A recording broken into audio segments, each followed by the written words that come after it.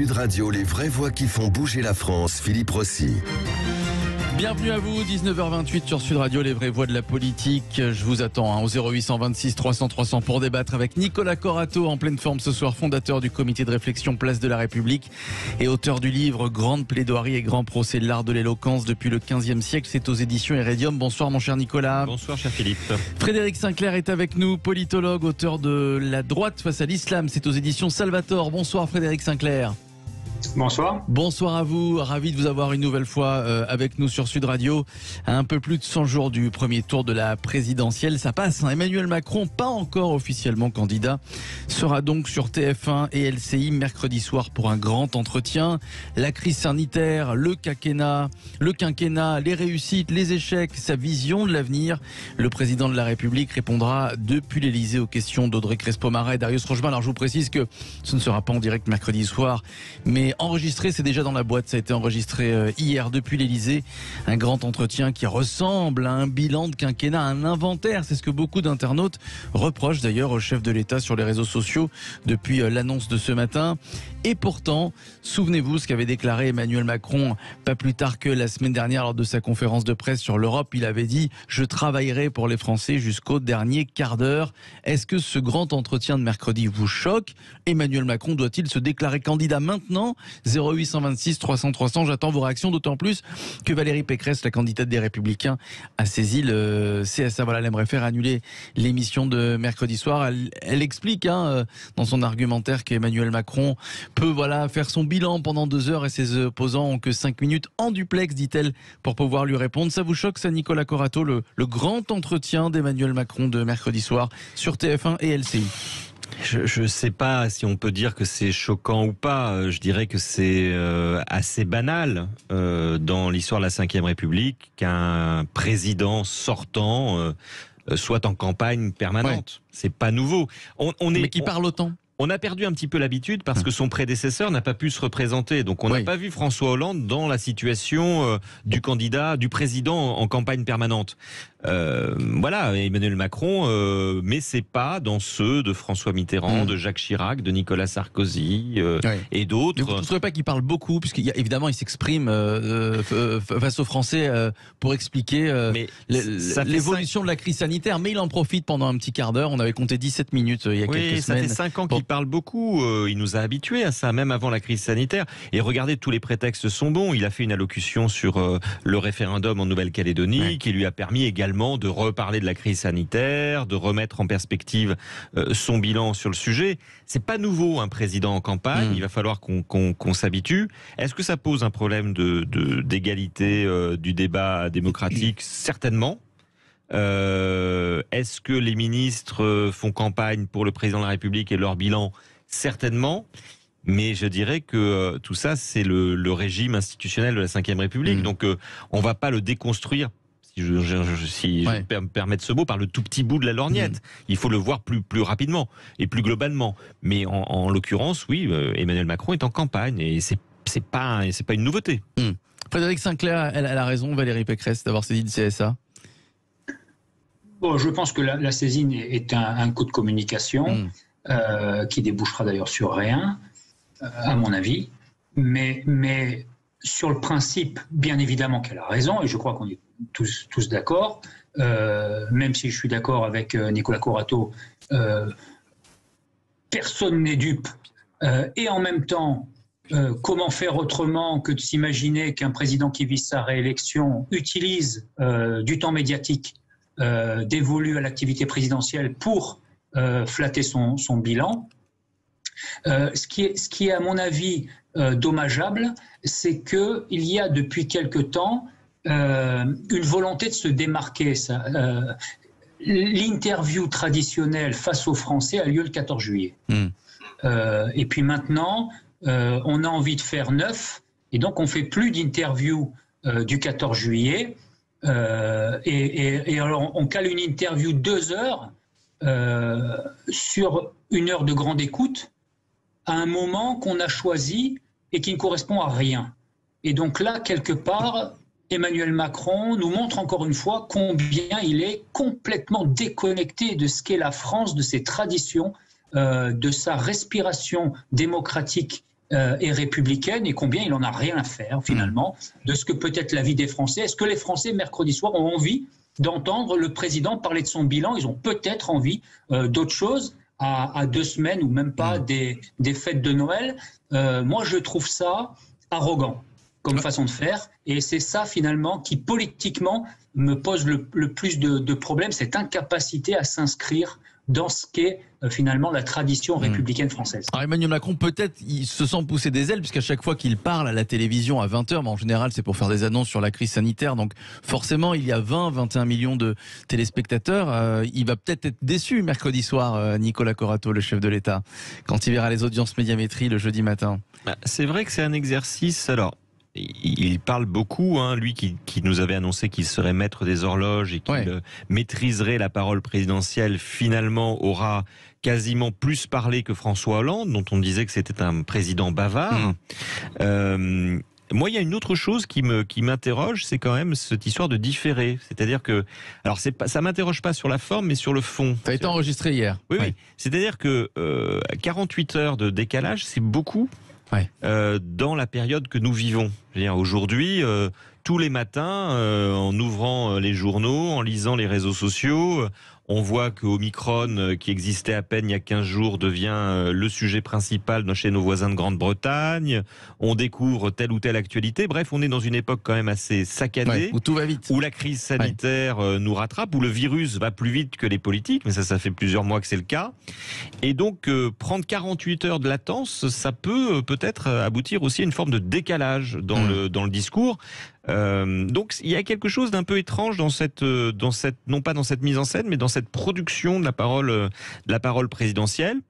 Et puis je suis assez d'accord avec Frédéric Sinclair. Pour le coup, pourquoi maintenant ? Qu'est-ce qui justifie que le président de la République accorde 2 heures d'entretien maintenant, la veille des vacances de Noël, à des journalistes de TF1 et de LCI? Pourquoi pas en janvier? Alors, dans le même temps, Valérie Pécresse, c'est-à-dire face à Emmanuel Macron, elle sera, elle, sur BFM TV. Oui. Elle détaillera il y a une différence, son programme. Pécresse, non, mais ce que je veux dire, c'est est-ce que c'est vraiment un hasard si Emmanuel Macron... C'est pas un hasard, mais Valérie Pécresse est officiellement candidate. Emmanuel Macron est officiellement président de la République. Qu'est-ce qui justifie que le président de la République parle mercredi? Moi, effectivement, j'ai beau chercher le prétexte, le moindre prétexte, le plus futile soit-il, je ne le trouve pas. Pour court-circuiter Valérie Pécresse, c'est possible ou pas? Je n'ose pas l'espérer. Je pense que le président de la République, et je l'imagine, est bien au-delà et bien au-dessus de tout ça. Frédéric Sinclair, on se fait des films si on pense que la date n'a pas été choisie au hasard, puisque Valérie Pécresse détaillera son programme sur une chaîne d'infos continue. Dans le même temps, mercredi soir. Plus largement, on va juste prendre un tout petit peu de recul et on va voir que Valérie Pécresse, qui est probablement à droite aujourd'hui la menace principale pour la réélection d'Emmanuel Macron, est passée de 9% à 20% à la sortie du Congrès. Alors, il y a des précédents et des précédents qui sont retombés. Sauf qu'à mon avis, il y a eu un gros coup de stress à l'Élysée en se disant la réélection est assurée avec Marine Le Pen et Éric Zemmour, ou l'un ou l'autre, mais par contre, elle ne l'est absolument pas, sondage à l'appui, avec Valérie Pécresse, et donc il faut riposter. Et à mon avis, on est uniquement dans la riposte. Et c'est pour ça qu'ils ont voulu lécher l'interview, qu'ils l'ont préparée 48 heures à l'avance pour border absolument tous les aspects et pas prendre le risque du direct. Je vous rappelle que la dernière fois qu'il a fait un long direct, c'était pour le pass sanitaire le 12 juillet. Le lendemain, il a été contredit par ses ministres sur la date d'entrée en vigueur du pass sanitaire pour les jeunes qui a été repoussée, puis repoussée, puis repoussée. Donc, il y a dans ce cas-là une élection en vue dans 4 mois. Il y a nécessité de peaufiner le bilan. Donc, ils ont voulu riposter, ils s'y sont pris rapidement avant les vacances de Noël parce qu'ils se sont dit, si on le fait à la rentrée, on va être déjà dans la période européenne de prise de présidence, dans les vœux à la presse, dans les vœux aux parlementaires, etc., etc. Ça ne sera pas le moment, donc faisons la chose rapidement maintenant, et comme ça, on riposte immédiatement et on se recale. On est uniquement dans la tactique. Je trouve ça, encore une fois, politiquement déplorable, pardon de le dire. Diane est avec nous. Diane de Perpignan au 0826 300 300. Bonsoir Diane. Bonsoir tout le monde. Bonsoir à vous ma chère Diane. Je vous présente Nicolas Corato, Frédéric Sinclair. Vous allez regarder le grand entretien d'Emmanuel Macron mercredi soir? Oui, Non, oui, oui, oui. non, Ah. j'ai simplement eu, on me l'a simplement dit, j'ai pas eu le temps de le regarder mercredi soir, Ouais, mais là, c'est mercredi, ce mercredi d'après-demain. Vous allez le regarder, c'est sur TF1. Non. Non. Je vous dis franchement, Ouais. je ne veux pas le regarder, tout simplement parce qu'il est tout le temps décevant. Il dit tout et son contraire. Il va dire quelque chose le soir et le lendemain, les autres vont venir contredire ce qu'il a dit, notamment comme le monsieur il a dit pour le pass sanitaire. Il avait dit 6 mois et 5 semaines pour tout le monde. Et le lendemain, on nous dit que c'est 4 mois, il faut aller se faire vacciner au bout de 4 mois. Un président qui n'arrive pas à savoir ce qu'il dit, c'est grave. C'est très très grave. Et là, pour Pécresse et tout ça, c'est la même chose. Il a fait exactement, il le fait exprès. Pour moi, il le fait exprès. Mais Pécresse, je crois qu'elle va saisir le PSA, non, le truc de la télé. Elle a saisi le CSA, mais il y a peu de chances que l'émission soit annulée mercredi soir. Pourquoi il ne se serait pas fait, puisqu'ils l'ont fait avec comment il s'appelle l'autre là, ce qui fait des livres, qui s'est mis au présidentiel. On l'a bien dit qu'il ne fallait pas qu'il passe à la télé pour l'audience par rapport aux autres, même si c'était pas présenté. Et puis en plus, moi je trouve désagréable. Il vient parler à la télé. Il est à l'Europe. Il a pris le pouvoir de l'Europe là pour les 6 mois.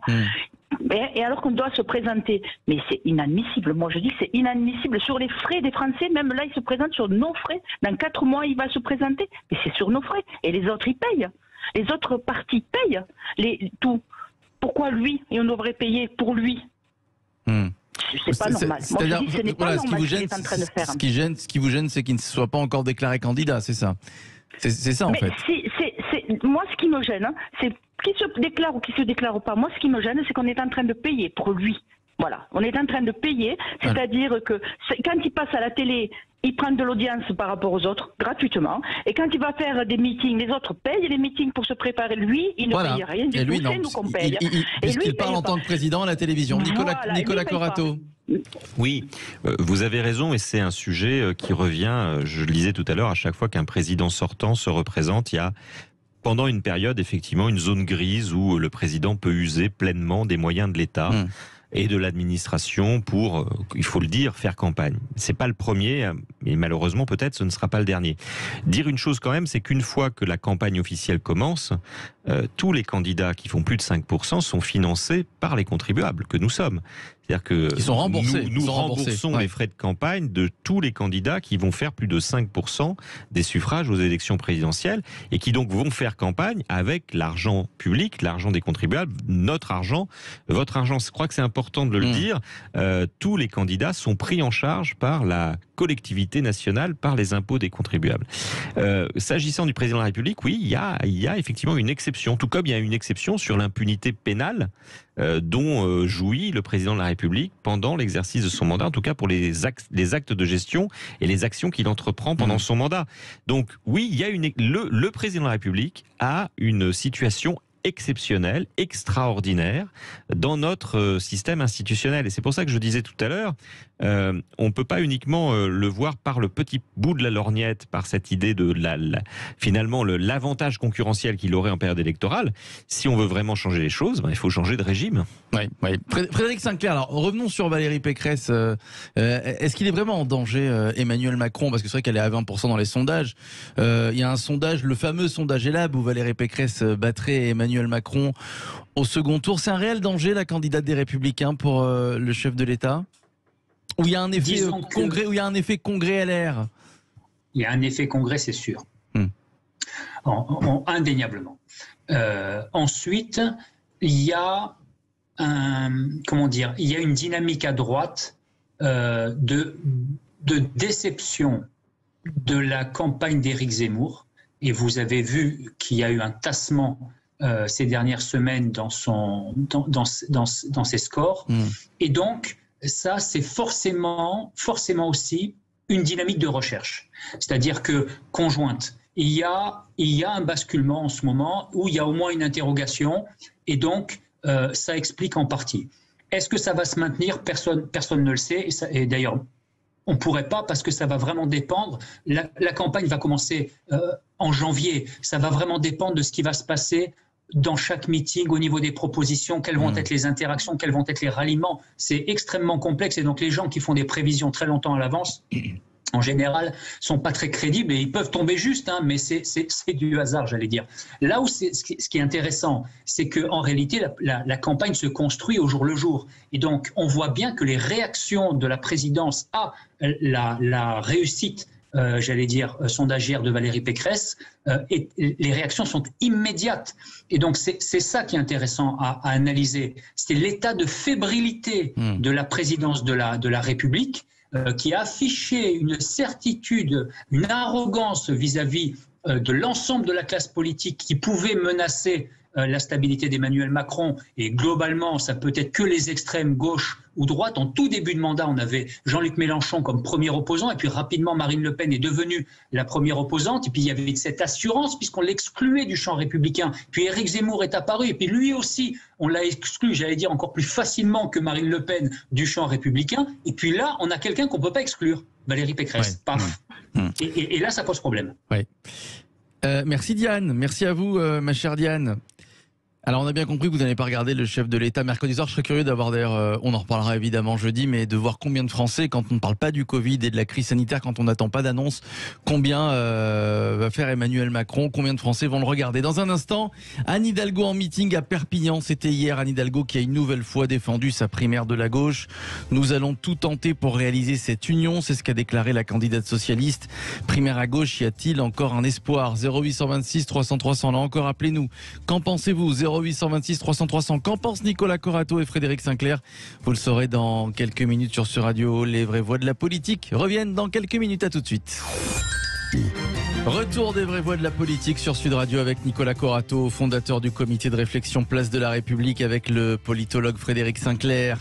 En meeting à Perpignan hier, Anne Hidalgo persiste et signe, malgré une fin de non-recevoir de Yannick Jadot, Jean-Luc Mélenchon, Fabien Roussel. Anne Hidalgo réitère sa proposition. Voilà ce qu'elle a dit hier en meeting. Je l'ai dit mercredi, je le répète aujourd'hui. À 4 mois du scrutin, comment ne pas entendre les Françaises et les Français qui nous appellent à l'union? Nous allons tout tenter pour réaliser cette union. Voilà ce qu'a déclaré la candidate. Y a-t-il encore un espoir de primaire à gauche selon vous? 0826 300 300, j'attends vos réactions. Alors on a vu ces petites vidéos, c'est Arnaud Montebourg qui s'est mis en scène. Il a appelé Yannick Jadot, Jean-Luc Mélenchon, Fabien Roussel désespérément pour lui aussi tenter d'unir les différentes parties de gauche. Malheureusement pour l'instant ça n'a rien donné. On va réécouter, j'aimerais vous faire réagir là-dessus sur ces vidéos, Nicolas Corato et Frédéric Sinclair. Réécoutons une des vidéos d'Arnaud Montebourg. Bilan des opérations téléphoniques de la journée. Ce matin, Jean-Luc Mélenchon, au téléphone, un entretien cordial de haute qualité. Il a dit non. Il ne veut pas le faire. Il ne le fera pas. Il pense qu'il peut gagner seul. Alors, Nicolas Corato, que vous inspirent ces différentes petites scénettes d'Arnaud Montebourg? Elles sont assez parlantes en elles-mêmes. Ouais. C'est le vide sidéral. C'est la communication politique dans ce qu'elle a de plus abyssalement idiote. C'est le vide sidéral de la pensée politique, c'est le vide sidéral de cette mise en scène. Je rejoins peut-être les mots de Frédéric Sinclair tout à l'heure sur un autre sujet. Je pense même une forme de mépris pour les militants, les sympathisants de gauche. Tout ça, ce qu'on attendrait de ce genre de candidats, après qu'ils aient tenté leur chance et que personne ne leur ait dénié le droit de le faire, c'est tout simplement qu'ils se retirent. Ouais. Et moi, je souscris à ce que dit Anne Hidalgo. Je trouve qu'elle a du courage de le dire. Il faut que les candidats, tous les candidats de gauche, prennent leurs responsabilités. Ça marche pas. Par exemple, Anne Hidalgo, qu'est-ce qu'elle doit faire? Anne Hidalgo, je pense qu'elle doit se retirer. Elle a été assez claire. Elle a laissé entendre qu'elle pourrait se retirer. Ouais. Et c'est la seule d'ailleurs, parce qu'Arnaud Montebourg est assez sympathique. Ouais. Non, mais il est toujours candidat. Il est toujours candidat. Officiellement, il n'a pas dit qu'il se retirerait malgré ses 2% dans les sondages. Yannick Jadot cumule 9%, Mélenchon entre 9 et 11. Tout ça prouve une chose. Alors, il faut peut-être rappeler une chose, c'est que les sondages sont établis après que vous ayez passé la question de est-ce que vous irez voter. C'est-à-dire que c'est des sondages établis non pas sur le corps électoral, mais sur ceux qui ont déclaré participer aux élections. Ouais. Donc, où est passée la gauche ? Donc, une fois qu'on a dit ça, la gauche, elle est peut-être dans les abstentionnistes, c'est-à-dire ceux qui ne se reconnaissent absolument pas. En tout cas, dans une grosse partie des abstentionnistes, elle n'a pas disparu d'un coup. L'électorat de gauche, le peuple de gauche n'a pas d'un coup... Le peuple de gauche ne s'est pas droitisé. Il peut y avoir une droitisation, il faut pas minimiser le sujet, Ouais. mais le peuple de gauche, surtout, il ne se reconnaît absolument pas dans aucun des candidats qui se présentent. Et il faut que tout le monde en ait conscience, y compris Jean-Luc Mélenchon, qui a fait un très bon score en 2017, mais qui manifestement ne renouvelle pas l'intérêt auprès des militants de gauche. Alors lui, c'est son projet, Jean-Luc Mélenchon, de convaincre les abstentionnistes. 1 million d'abstentionnistes, c'est ce qu'il va faire ces prochaines semaines. Oui, mais ça, c'est ce qu'il fait depuis des mois et des années. Et franchement, il n'y a pas de prime au sortant en matière de candidats pour la gauche. Il faut maintenant une prime à celui qui incarne quelque chose, et c'est lui ou celle d'ailleurs qui incarne quelque chose et qui est prêt ou prête à démontrer que la gauche est encore vivante dans ce pays. Frédéric Sinclair, qu'est-ce qui ne va pas avec Anne Hidalgo ? Est-ce que c'est le fait est-ce que c'est un manque de notoriété ? Parce que c'est vrai que seuls les Parisiens la connaissent bien. Est-ce que c'est l'image qu'elle a de Paris ? Je vous rappelle que le hashtag Saccage Paris est un vrai succès sur Twitter. Non, si vous m'aviez demandé qu'est-ce qui va, ça aurait été plus vite. Oui, c'est vrai. Qu'est-ce qui va pas avec Anne Hidalgo ? Mais il n'y a rien qui va. Il n'y a rien qui va avec cette candidate autoproclamée que le PS, le plus vieux parti de France, que le PS a adoubé, sans même demander à ses électeurs, à ses partisans, à ses militants, sans même faire une communication un peu plus ouverte, rien. Pour moi, la gauche aujourd'hui, c'est à la fois un sujet de questionnement abyssal et un sujet d'inquiétude profonde. Questionnement abyssal parce que je trouve que le personnel politique de gauche, peut-être Jean-Luc Mélenchon mis à part, on pourrait y revenir, mais c'est un cas très particulier, mais pour tous les autres, Anne Hidalgo, Montebourg, etc., pour moi, ils ne sont pas du tout au niveau. Je ne comprends même pas comment ils peuvent espérer se présenter devant des électeurs au plan national et dire on va représenter aujourd'hui ce peuple de gauche dont Nicolas Corato disait à juste titre qu'il n'a pas disparu, bien évidemment. Et donc ça, c'est mon sujet de préoccupation. C'est-à-dire que je suis convaincu, donc je suis un intellectuel de droite, ça fait doute pour personne, je suis convaincu d'une chose. Premièrement, c'est que les gens qui sont sur les bords, sur les extrêmes, comme moi, qui pensent de façon radicale, n'ont pas vocation à gouverner en continu. C'est-à-dire qu'il faut rendre le pouvoir, au moment où on a réglé les situations d'exception, il faut rendre le pouvoir à ceux qui gouvernent au centre, parce que c'est là que ça doit se passer. Alors, donc, première chose. Allez-y. Deuxième chose, je termine avec ça. Deuxième chose, on a besoin, quand on a une droite forte, et plus la droite est forte, plus on a besoin d'une gauche forte. Et là, c'est pas le cas. Donc ça veut dire qu'il y a une vraie crise démocratique dans notre pays, et le fait qu'on n'entende pas une voix de gauche, alors qu'on a un problème capitaliste international fantastique qu'on n'a jamais réussi à régler et qui va s'aggravant, je ne comprends pas qu'aujourd'hui on n'ait pas une voix de gauche un peu sensée et forte. À mon avis, il y a effectivement une droitisation du peuple de gauche, mais cette droitisation, elle n'est absolument pas au niveau économique et social. Elle est simplement que la gauche n'est pas capable au niveau régalien d'apporter des réponses. Et là, il faut sortir de l'angélisme. Donc moi, j'attends un candidat souverainiste ou pas, mais qui soit capable au niveau régalien d'assumer un discours républicain ferme, laïque et républicain, et qui soit capable d'assumer un discours altercapitaliste ou au moins social au niveau économique, qu'on puisse retrouver une gauche dans notre pays et recommencer à marcher sur deux jambes et sortir de cet en même temps macronien qui ne répond ni à l'attente du peuple de droite, ni à celui du peuple de gauche. Alors admettons qu'Anne Hidalgo se retire, comme elle l'a aussi laissé entendre. Nicolas Corato, qui pour la remplacer ? Comment ça se passerait dans ces cas-là ? Moi, je pense qu'il faut un grand coup de balai à gauche. Parce qu'il n'y aura pas un candidat naturel qui succédera à la candidate à la maire de Paris. Écoutez, moi, je pense qu'il y a une candidate naturelle pour la gauche, pour toute la gauche, qui s'appelle Christiane Taubira, dont on attend d'ailleurs les déclarations. On peut en discuter longtemps, des qualités et des défauts de cette candidature.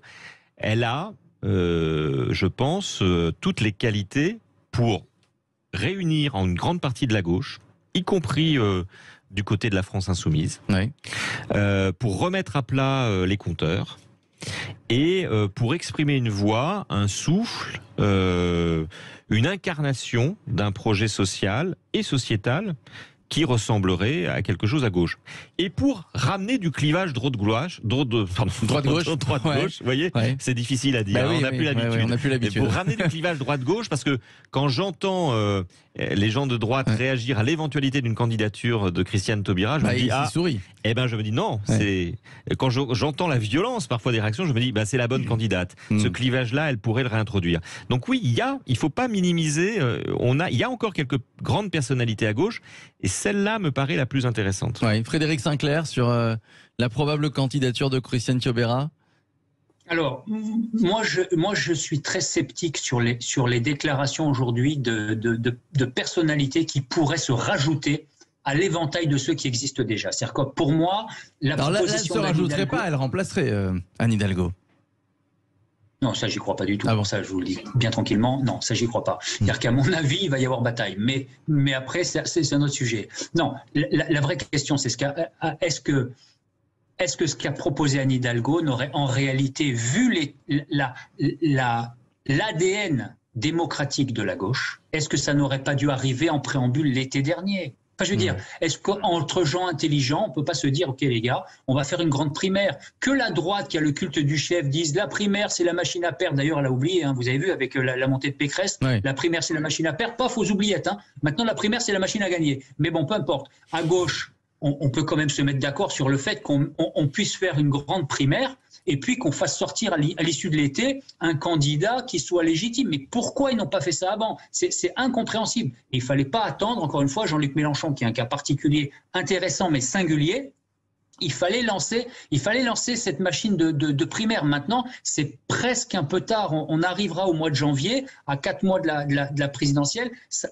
Forcément, ça va coincer. Non, ce qui me semble intéressant, pour moi, c'est de récupérer l'électorat de centre-gauche, le voler à Macron. C'est ça la vraie question. Et Taubira, je pense qu'elle n'est pas capable de faire ça. Donc la vraie question, c'est quel candidat de centre-gauche, un Strauss-Kahnien plus, qui pourrait venir chercher l'électorat macroniste, de la même façon qu'Édouard Philippe va finir par récupérer l'électorat libéral d'Emmanuel Macron et refonder un pôle modéré centre-droit, un pôle modéré centre-gauche, chacun dans son camp et pas ce gouvernement au centre qui finalement ne mène pas. Merci à vous Frédéric Sinclair, politologue. Votre livre La droite face à l'islam, c'est aux éditions Salvator. Merci à Nicolas Corato, fondateur du comité de réflexion Place de la République. Son livre Grande plaidoirie, grand procès, l'art de l'éloquence depuis le 15e siècle, c'est aux éditions Iridium. Merci à vous deux. Merci à Diane qui nous a appelé de Perpignan au 0826 300 300. Dans un instant, restez avec nous, c'est le Loft Musique.